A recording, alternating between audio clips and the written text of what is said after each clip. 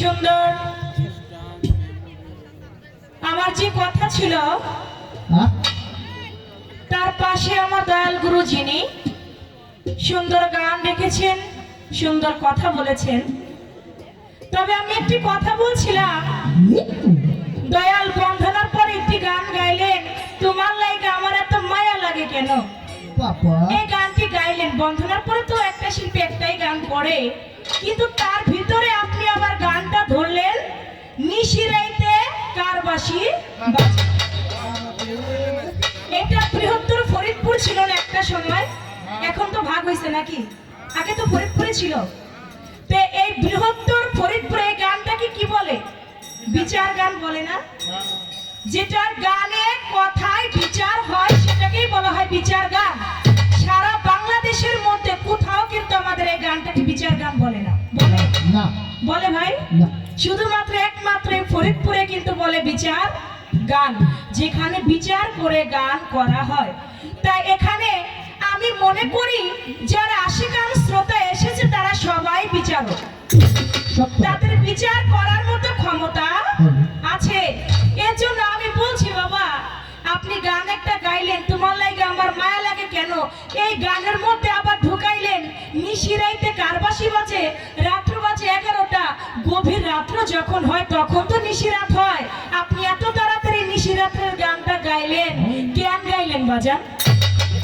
কথাটা ছিল আমার এখানে, আমার বাবাই কয় ভুল ধরাটা তোমার একটা স্বভাব, কয় ভুল ধরাটা তোমার একটা স্বভাব না বাজান, সত্য বড় তিতা।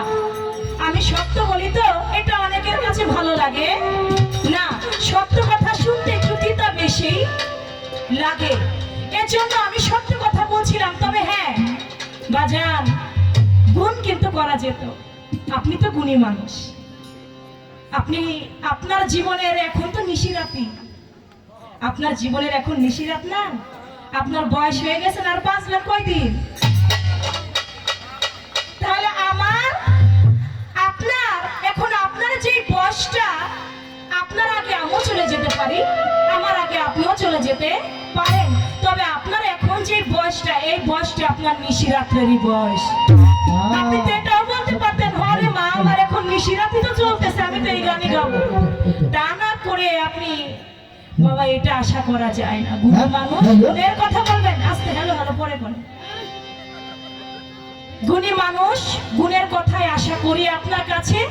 তবে আপনার আমার যে কথা ছিল, আমাকে সুন্দর জবাব করছে, জবাব দিতে গিয়ে টামটা করে, কয় মারে আমি যে যতটুকু আমার ব্রেনটা ধরছে আমি ততটুকু জবাব দিছি, এর থেকে যদি তুমি ভালো জানো তুমি বলে দিও, একটা মুদি দোকানে যদি একটা সুই না থাকে তাহলে দোকানদারের কোনো ক্ষতি হয় না। না বাবা, সত্য কথা। এই ভুলটা আজকে অন্তত পক্ষে আমি করতে চাই না। না, আজকে আমি শিষ্য, আপনি আমাকে যদি একটা কলা গাছ দেখিয়ে বলেন চন্দ্রা এটা তাল গাছ, এটাই আমার বিশ্বাস করতে হবে। আপনি যদি বলেন যে এটা লাইট না, এটা সূর্যের আলো জ্বলতেছে, আমার এটাই বিশ্বাস করতে হবে। কারণ আজকের জন্য তো আপনি আমার মুর্শিদ, আজকের জন্য আপনি আমার গুরু, আপনি যা বলবেন এটা আমি বিশ্বাস করে নিব। আশেকানের ব্যাপার, সেটা আশেকান কিভাবে নিবে, কিন্তু আমার বলার সাধ্য আছে। আজকে আমাকে সেই কপাটটা মেরে দিয়েছে। তবে আমার কাছে আপনি যা বলেছেন, আমার দয়াল যা বলছে অনেক সুন্দর বলছে, এর থেকে জবাব আমার জন্য আর হইতে পারে। এক বান্ধবী ওই নিজের ছেলেরে নিয়ে নিজের ছেলেটাকে হাঁটায় নিয়ে যায়, আর সতীনের ছেলেটারে কোলে করে নিয়ে যায়। এখন ওর আবার বান্ধবীর সাথে পথে দেখা, কিরে বান্ধবী তোর নিজের ছেলেরা তুই হাঁটায় নিয়ে যাইতেছস আর তোর সতীনের ছেলেরে কোলে করে নেস, তুই যে কেমন মানুষ এটা আর কেউ না জানুক, আমি তো জানি তুই যে কত ভালো মানুষ। তুই বলতো তোর নিজের ছেলেটাকে হাঁটায় নিতেছস আর তোর সতীনের ছেলেটারে করে নিতেছস, এই কারণটা কি? শোন, তুই তো আমারে চিনোস। আরে আমি আমার নিজের ছেলেটাকে হাঁটিয়ে নিয়ে যেতেছি এই জন্য যাতে বড় হয়ে হাঁটতে চলতে একটা হেঁটে মানুষের মতো মানুষ হইতে পারে। আর সতীনের ছেলেটারে যাতে ও জনকারের মতো কুইরা বানাই ছেড়ে দিতে, যাতে হাইটে চলে খাইতে আর না পারে, জনকার কুইরা হয়ে যায়। বাবা জালাল সরকার, আপনি তো আমাকে মা বলেন, যেহেতু আপনি আমাকে মা বলেন, আমি আমার সন্তানকে আমি চাইবো আজকে কোলে করে নিয়ে যাইতে। আমার তো সতীনের ছেলে না যে জনকার কুইরা বানাই ছেড়ে দিব। কি ভাই, নিজের ছেলে না, যেহেতু মা বলে, তাহলে নিজের ছেলেকে কি কুইরা বানানো যায়? নিজের ছেলেকে কোলে রাখতে হয়, বুকে রাখতে হয়, আদর করতে হয়। যেভাবে নিজের ছেলে যদি বুকে, মায়ের বুকে একটা লাথিও মারে, মায়ের সহ্য করতে হয়, যেহেতু মা বলছে, তাই আমি সহ্য করে নিলাম, কথাটা গুণের দিকে নেওয়ার চেষ্টা করলাম।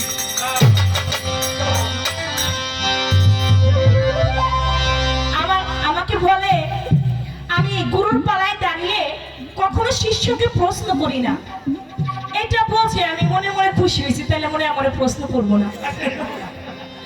আমি মনে হয় আজকে জলবাইছে গেছি, এখন আবার মনে মনে একটু রাগ হয়েছে মনে হয় যে না, চন্দ্র আমার এতগুলো প্রশ্ন করছে, ওরা যদি খালি খালি সাইডে দেয় তাহলে তো হয় না। তাই ওরে আমি কতটুকু শিখাইছি এটা মনে আছে কিনা একটু পরীক্ষা নিয়া দেখি। এসব একটা আলাদা বাড়ি দিছে, আমার দয়ালের জবাব আমি দেব। তার আগে প্রশ্ন করেছেন কি আমার কাছে, 7টি জিনিস বর্জন করতে হয় গুরু দরবারে আসতে গেলে। সেই 7টি জিনিস কি বর্জন করতে হয়? 3টি জিনিস অর্জন করতে হয়। কি 3টা জিনিস অর্জন করতে হয়? আগে জবাবটা দিয়েই গানে যায়, কি বলেন? 7টি জিনিস বর্জন করতে হয় গুরু দরবারে যেতে হলে। একটি হচ্ছে প্রতিহিংসা, পরশ্রী কাতরতা, শত্রুতা, মিথ্যা, অহংকার, লালসা। এই 7টি জিনিস যদি আপনার ভিতরে থাকে, আপনি কোনোদিনও গুরুর পায়রবি করতে পারবেন না। এই 7টি জিনিস আপনাকে বর্জন করতে হবে। অর্জন করতে হবে 3টা জিনিস, সেটা হচ্ছে ভক্তি, বিশ্বাস, প্রেম। ওই 3টা জিনিস যেজন অর্জন করতে পারে, সে কোনো জায়গায় টিকে থাকে না। আমি জবাব করলাম। এবার আমার বাজান বলছে আমি যেন কথা একটু কম রাখি।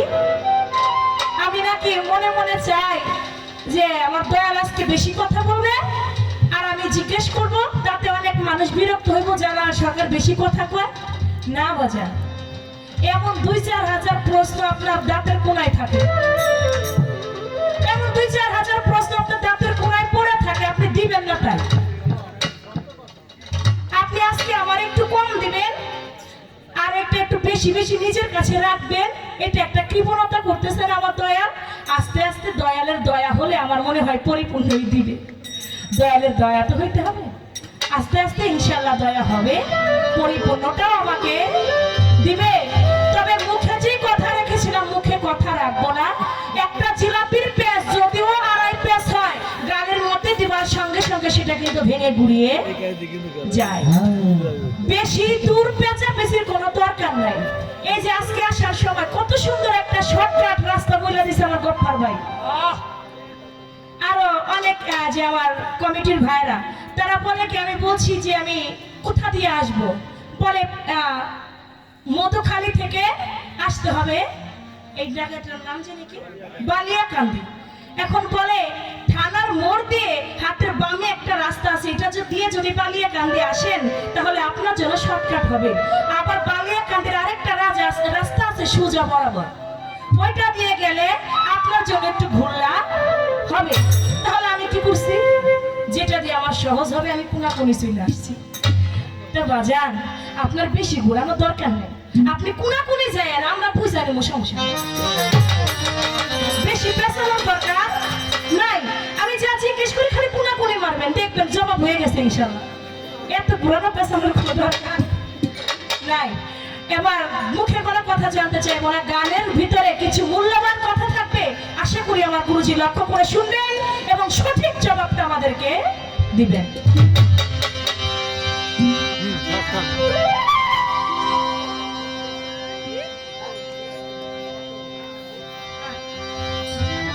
কিসে হবে গুরু ভজন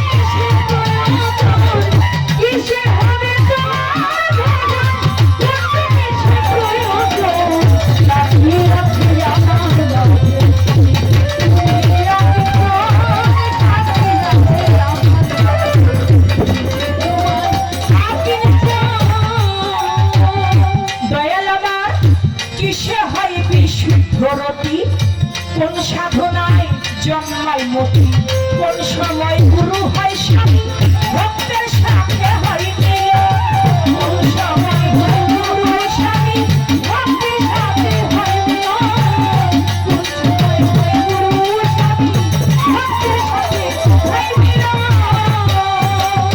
কিসে হয় বিশুদ্ধরতি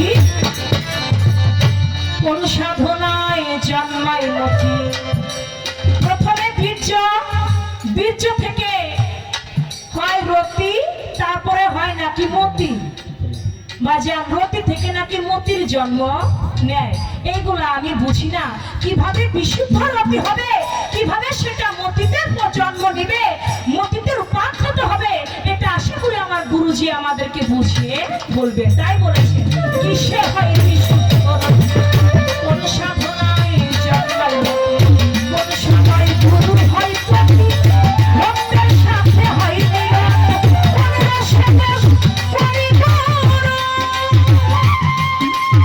দয়াল হয় ভক্তের বাঞ্ছা কল্পতরু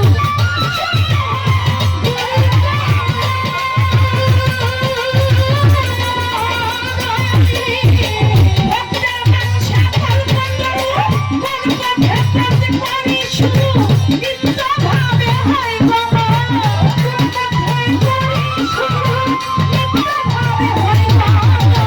কোন পথে করি শুরু কোন পথে করি শুরু নিত্য ভাবে হয় বাবা আছে আমার ভাবে নিতে তোমার আকিঞ্চন আমার গুরু হে লাকি আছে আমার কাছে নিতে তোমার আকিঞ্চন কিসে হয় তোমার কিসে হবে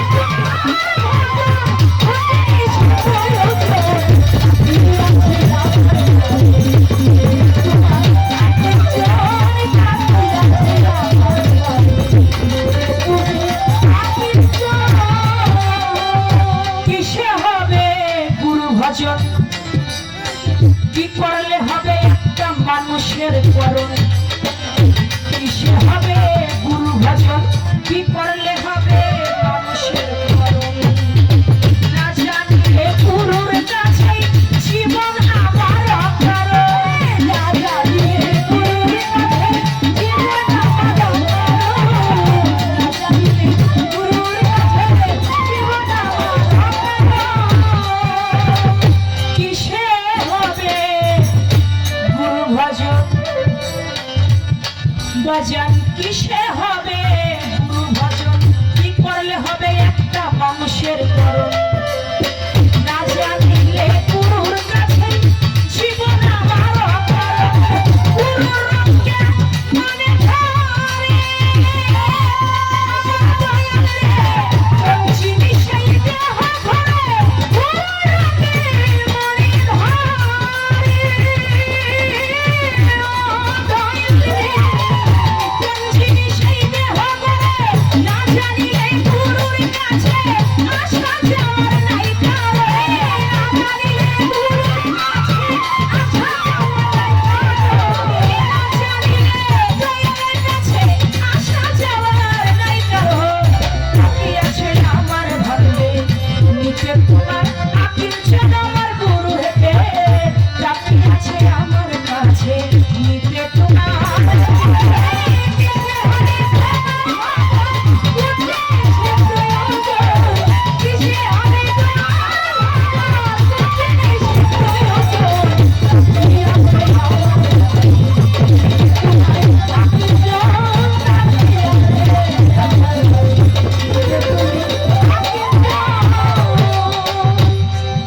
উল্টা কথার গান অনেকের বুঝতে কষ্ট হয় দয়ালেরও সমস্যা হয় এজন্য আমি আর ওইদিকে যাব না ক্লিয়ার গান ছাক্কা কথার গান রাখলাম কিসে হবে গুরু ভজন কোন জিনিসের প্রয়োজন তা কি আছে আমার মাঝে নিতে তোমার আকিঞ্চন আমি কি দিয়ে গুরু ভজনা করলে আমার ভজনাটা হবে কলা দিয়ে ভজবো দয়াল ওই কলা আগে খায় বাদুরে দুধ দিয়ে ভজবো ওই দুধ খায় আগে খায় বাঁচবে। তাহলে কি দিয়ে ভজন করলে যে আমার ভজনটা হবে, আমার গুরু আমার প্রতি সদয় থাকবে? কি দিয়ে ভজনটা করলে গুরু খুশি? এই গানের মধ্যে বলেছে কৃষি হয় বিশুদ্ধ রতি, কোন সাধনায় জন্মায় মতি, কোন সময় গুরু হয় পতি, পতি মানে স্বামী, ভক্তের সাথে হয় মিলন। আমি কোন রসে বশ করি গুরু, হবে ভক্তের বাঞ্ছা কল্পতরু। আমি কোন পথে পথ করি সুরবৃত্ত ভাবে হয় গমন।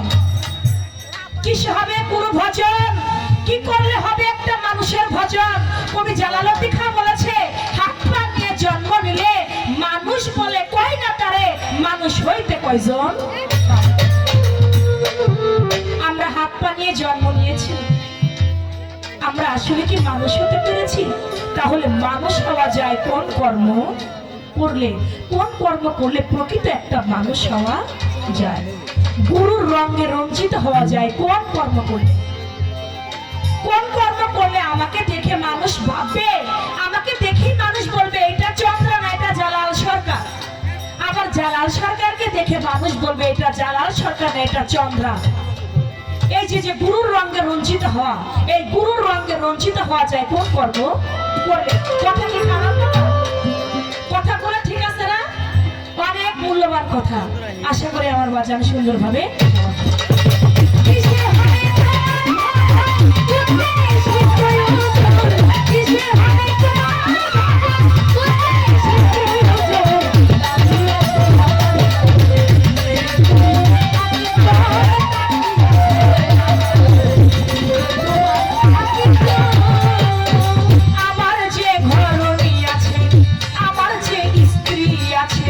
কিবা পাবে তোমার কাছে, সেও তো তোমার ভক্ত বটে, কিভাবে করবে মিলন? সেই তো তোমার ভক্ত বটে, কিভাবে করবে মিলন? সেই তো তোমার ভক্ত বটে, কিভাবে করবে মিলন? আমার গানের কথা দয়াল যদি ইচ্ছা করে একটা গান দিয়ে মীমাংসা করে দিবে, সেটাও পারে। দয়ালরা সবই পারে। আমার যে ঘরণী আছে কিবা পাবে তোমার কাছে, সেও তো তোমার ভক্ত বটে, তার সাথে তুমি কিভাবে করবে মিলন? আমি যদি পুরুষ হই, আমার সাথে দয়াল সিনার সঙ্গে সিনা মিশিয়ে আলিঙ্গন করে আমার স্ত্রীর সাথে কি আমার দয়াল বুকের সাথে বুক মিশাইতে পারবে কি পারবে না? আর যদি পারে, এটা শরীয়তে তো এটা মানে না। আর যদি পারে, তাহলে কোন কৌশলে এটা পারে? আমার যে স্ত্রী আছে কিবা পাবে তোমার কাছে, সেও তো তোমার ভক্ত বটে, কিভাবে